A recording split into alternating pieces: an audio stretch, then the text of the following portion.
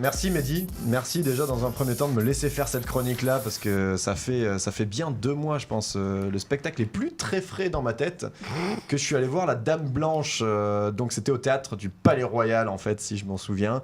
Et ça se jouait plein de fois dans la semaine, aux alentours de 20h, 20h30, pour une somme qui pouvait partir de 10 à 40 euros. Moi-même, j'ai payé 10 euros pour aller voir ce spectacle. Et je commencerai peut-être par ça. Ne payez pas 10 euros pour aller voir ce spectacle. Si jamais vous voulez vraiment aller le voir, mettez-y les sous parce qu'à 10 euros, vous ne voyez pas la scène. Donc ça sera mon premier commentaire. En fait, je n'ai quasiment pas vu le spectacle. Je pense que j'ai loupé la moitié des effets. Bon, c'était juste un petit point comme ça. Après, pour parler du spectacle en lui-même, ça avait quelque chose de hyper intéressant en fait sur l'affiche, parce que c'est quand même un spectacle qui se veut non pas être une comédie, non pas être un drame. Regarde, tu t'endors là complètement maintenant. C'est génial. Je venais de le voir à la vidéo, c'est magnifique. Tu vas continuer ta chronique et c'est assez spécial. Tu vas te rendre compte que tu parles naturellement avec l'accent canadien.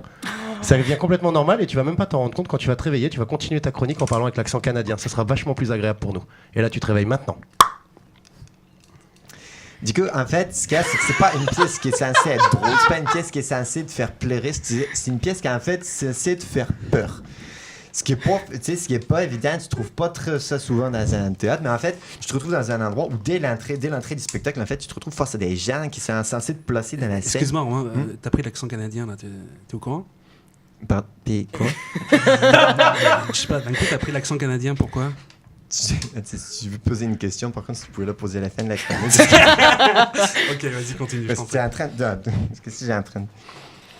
j'étais en train de dire, du coup, en fait, tu te retrouves dans un endroit où, en fait, dès l'accueil, dès que tu rentres dans la salle du théâtre, t'as des gens qui sont là pour t'accueillir, mais qui viennent te placer à ta place, et t'as pas du tout envie de leur donner une pièce. D'habitude, quand tu vas au théâtre, tu donnes une pièce aux ouvreuses comme ça, mais là, tu peux pas, parce que là, les ouvreuses, en fait, ils te font peur, ils ont une sorte de collant, en fait, qui est sur la tête, ça fait vachement peur, en fait, et finalement, le spectacle en lui-même, qui était censé t'effrayer pendant 1h30, quoi, finalement, en fait, ce qui m'a fait le plus peur pendant tout le spectacle, c'est juste ces gens-là qui mettent une sorte d'ambiance dans toute la salle de théâtre, en fait, et ils t'accueillent vraiment avec cette capacité à te faire peur, quoi. Et donc toi t'es assis sur ton siège et t'as juste une frayeur, c'est que t'as quelqu'un qui peut arriver dans ton dos à tout moment et qui peut juste te surprendre en mettant les mains sur les épaules, et ça c'était effrayant.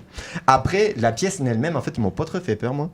C'est une pièce qui parle, la Dame Blanche, c'est une légende urbaine, tout le monde l'a entendu parler de la Dame Blanche au moins une fois dans sa vie, et en fait ce qui est intéressant, c'est que c'est joué du coup par le fils. Qu'est-ce qu'il y a? Non, mais je trouve que c'est une chronique très intéressante. Et le fait que tu le dises en canadien, ça te rend encore plus intéressant, on a envie de t'écouter. Vas-y, continue, je t'en prie. Et en fait, le fils d'Arthur c'est Arthur Junior? Non, ça c'est le nom du fils. Arthur Junior, c'est le fils. Oui, voilà, tu veux l'entendre en chinois. Arthur Junior. Ouais. C'est En chinois, le fils en des chinois. chiards. Et regarde, tu te rendors maintenant. C'est magique. À chaque fois, vous avez un visuel sur la caméra qui est planté sur lui, c'est magique. Ouais, il est très réceptif. Romain, on l'a déjà eu sur les spectacles et c'était assez sympa. Et là, regarde, maintenant, quand tu vas te réveiller, tu vas parler en chinois.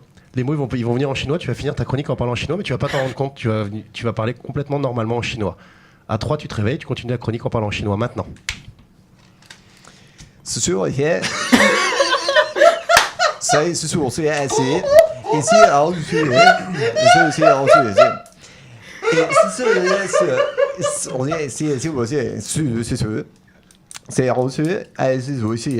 Et vous aurez la traduction en fait. Sur la vidéo, on mettra une petite bande. On mettra une petite bande où il y aura la traduction. Le pire, c'est qu'on a même pas de feuille pour traduire, sinon on l'aurait fait en direct. Hein, mais là, on a rien. Ah. D'accord. Ok. Tu prends tarif.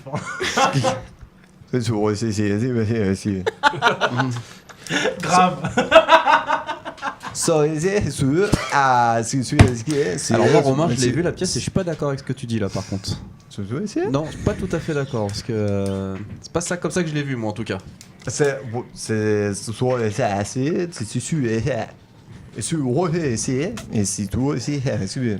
Ah, il marque un point là. Ouais, c'est vrai que j'avais pas vu ça comme ça en fait. Je l'avais pas vu comme ça. Je suis d'accord, c'est vrai. Et là, tout revient normal. Maintenant. Et du coup, je me suis retrouvé un petit peu Ça allait mieux, mais par rapport, enfin, en gros, il y a 2 personnages qui sont insupportables, et puis il y en a une qui s'en sort bien, mais du coup, elle se fait complètement bouffer par les 2 autres, quoi. Ben, merci beaucoup Romain pour. Voilà, C'était très intéressant. C'est rare d'avoir une chronique où on dit qu'on n'a pas trop aimé le truc, mais du coup.